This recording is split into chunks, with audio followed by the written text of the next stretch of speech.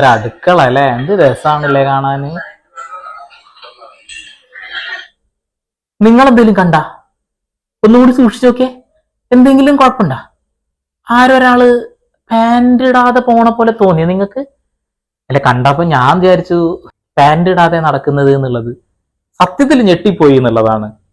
ഇങ്ങനെയുള്ള വസ്ത്രങ്ങളൊക്കെയാണ് നമ്മൾ ഇടേണ്ടത് എന്നാണ് ബിഗ് ലൂസിലൂടെ നമുക്ക് കിട്ടുന്ന വലിയൊരു മെസ്സേജ്.